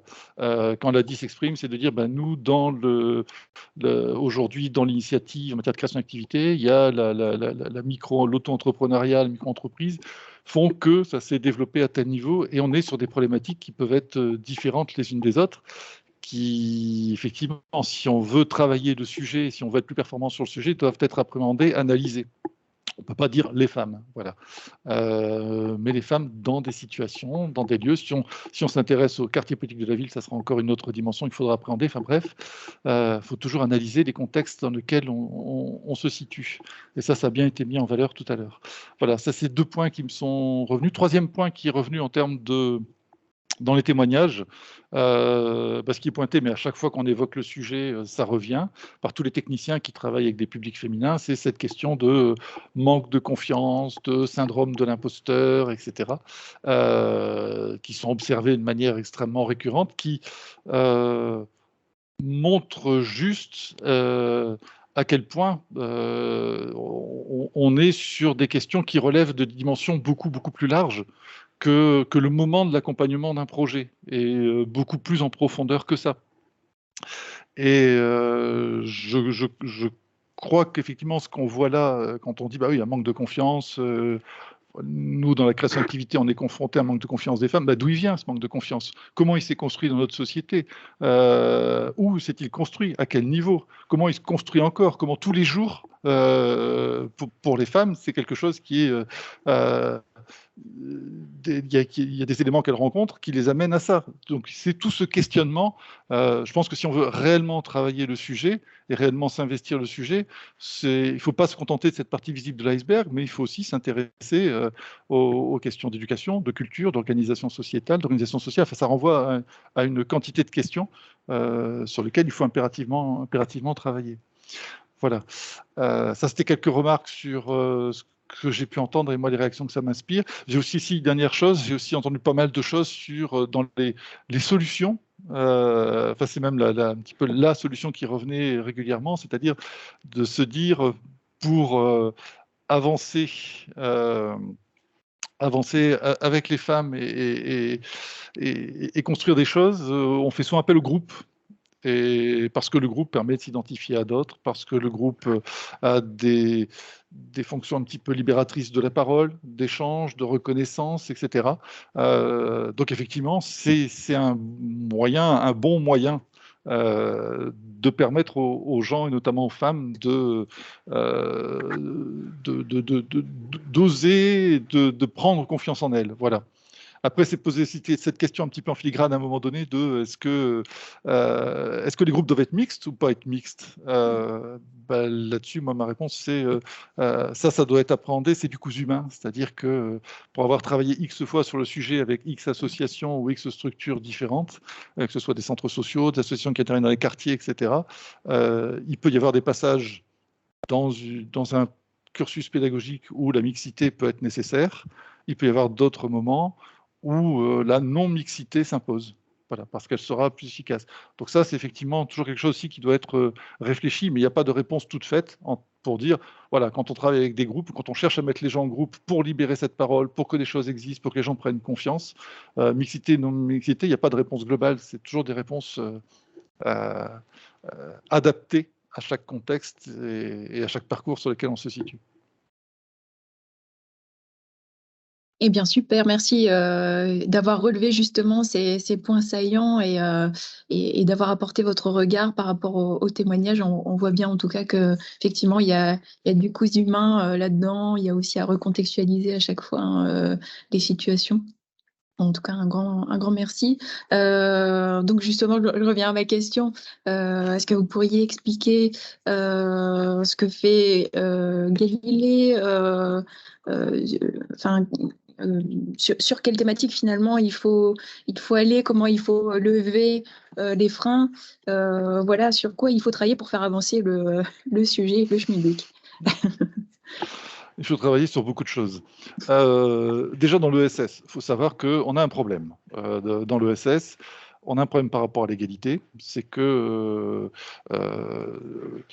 on estime que l'ESS étant porteuse naturellement de valeurs, on ne fait pas de discrimination, on n'a pas de préjugés, on serait naturellement égalitaire. On inverse complètement en faisant ça le processus de questionnement réel qui est de dire, parce que nous sommes de l'ESS, quelles sont nos responsabilités? Et en quoi cette question de l'égalité doit nous interpeller? Et justement, est-ce que, parce que nous sommes tous porteurs de préjugés, d'une part, d'autre part, parce que les phénomènes discriminatoires ou créateurs d'inégalités ne sont pas liés que à des préjugés, mais aussi à nos modes d'organisation. Voilà. Et ça, dans l'ESS, on oublie aussi d'observer ces modes d'organisation qui peuvent aussi induire un certain nombre d'inégalités. Donc voilà, ça c'est un petit peu le problème de l'ESS, c'est paradoxalement, alors que l'égalité entre les femmes et les hommes et que les femmes représentent 68% des salariés de l'ESS, on l'a vu avec le témoignage d'Hélène, elles sont aussi assez fortement majoritaires parmi les porteurs de projets. Et ben on a ce problème-là de ne pas considérer le sujet comme étant un vrai sujet au sein de l'ESS. Ça, c'est pour moi une première dimension de la question, c'est de se poser la question de cet égalisme, ça devrait être une constance chez nous.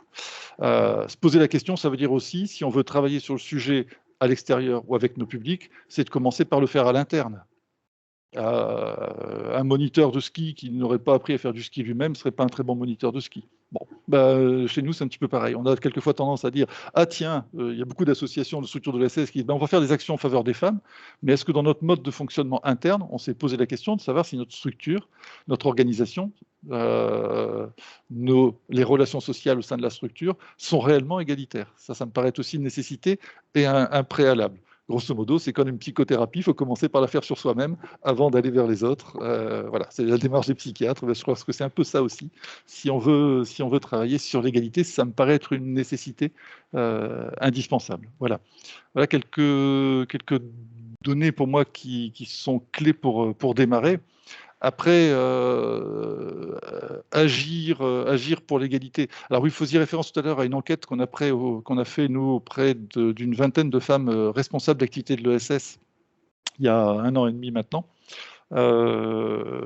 Effectivement, sur leur vécu. Et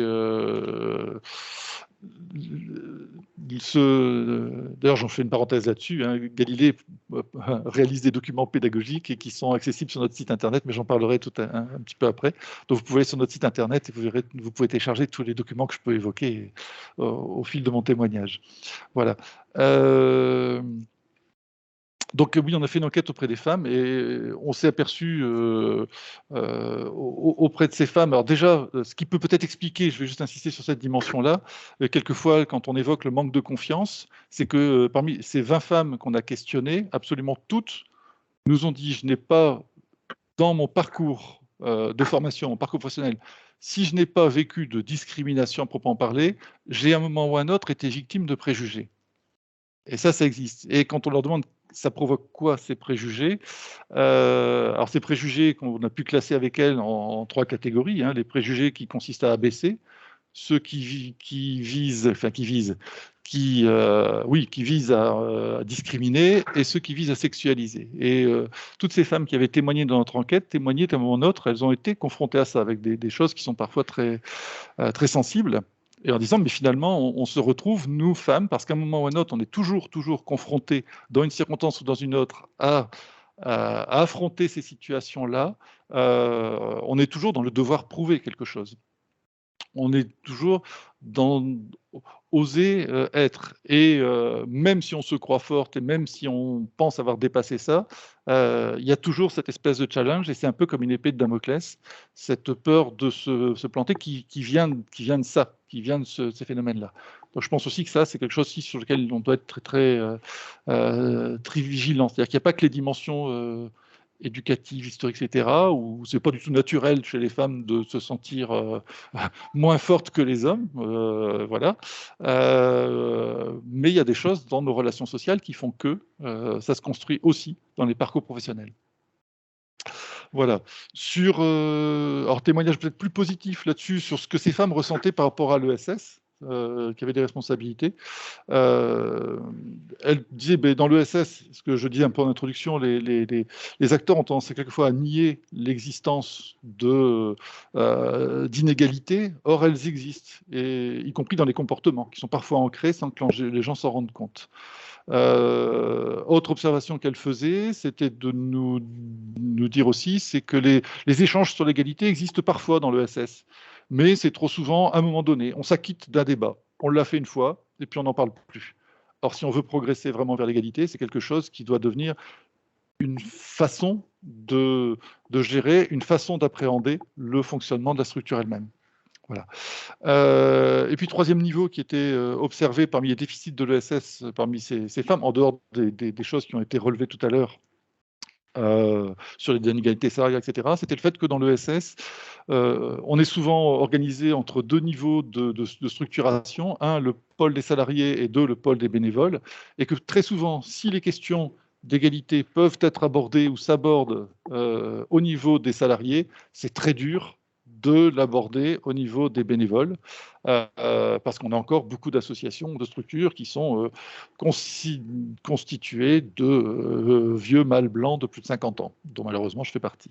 Voilà, donc c'est un peu des observations qu'elle avait fait. Du côté des points positifs qu'elle relevait dans l'ESS, c'était que, pour ces créatrices d'activités de l'ESS, c'est de dire, par rapport à d'autres environnements, et notamment l'environnement de la création d'entreprise classique, l'environnement de l'ESS, c'est un environnement qui est globalement très bienveillant.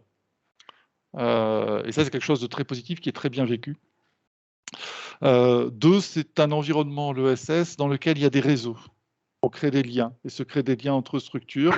Et ça, ça nous aide à la fois techniquement à progresser dans nos projets, mais aussi à prendre confiance, à rencontrer des gens. Trois, les femmes étant très présentes dans l'ESS et à des postes à responsabilité, on a assez rapidement, quand on s'engage dans l'ESS, accès à des femmes, entre guillemets, à la fois qui vont être inspirantes et aidantes. Voilà, c'était trois éléments positifs évoqués par ces créatrices. On a des éléments un petit peu généraux sur ce qui a été observé. Qu'est-ce que je peux vous dire encore sur nous, Galilée, comment on travaille la question à l'interne. Alors, c'est pas des recettes de cuisine, hein.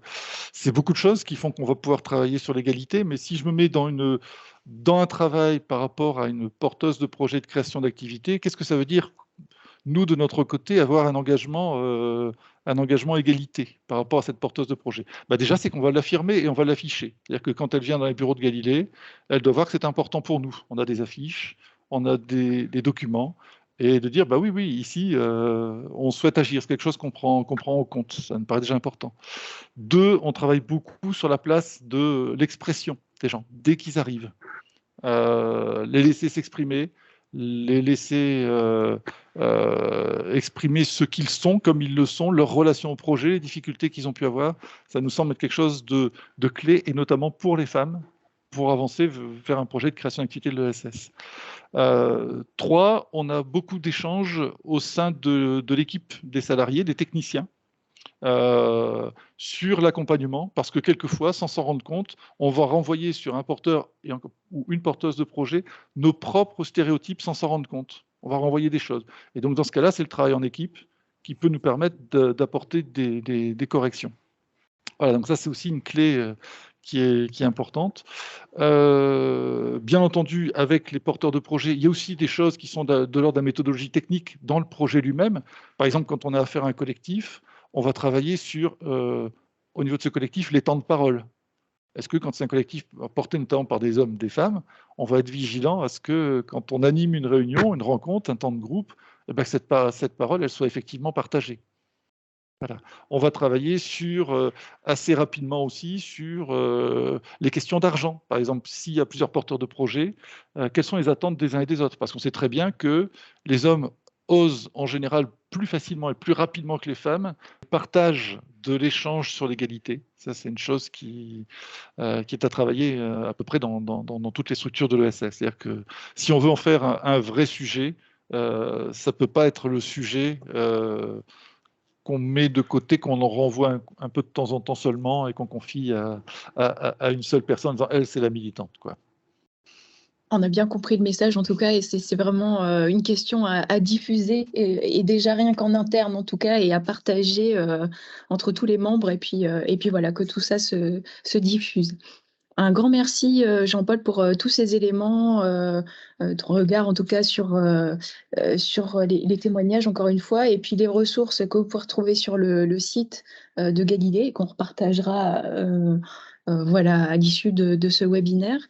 Alors, il nous reste, avant de terminer, voilà, encore quelques petits temps pour terminer ce webinaire. Donc, si vous avez des questions, vous pouvez les poser maintenant dans le chat. Hein, Véronique les réceptionne.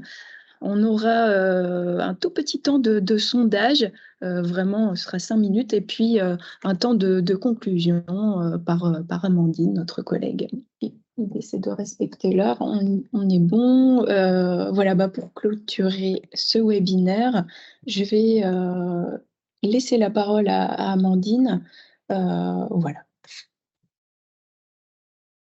Merci Rachel. Donc, je crois que j'ai pas grand-chose à rajouter par rapport à tout ce qui a déjà été dit pour conclure ce temps.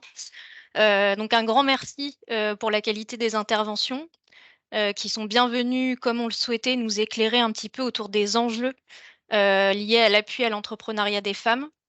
Donc, j'avais noté quelques petites choses, quelques points saillants, mais qui rejoignent exactement ceux que Jean-Paul avait notés. Donc, Jean-Paul a fait le travail de conclusion de manière parfaite par rapport à ce que j'avais pu écrire de mon côté. Donc, peut-être juste rappeler, comme ça a été dit plusieurs fois, que donc, un compte-rendu vous sera envoyé à la suite de ce webinaire. Et donc, on vous diffusera un certain nombre de liens vers des outils qui ont pu être créés par des structures en région autour de la question de l'égalité femmes-hommes.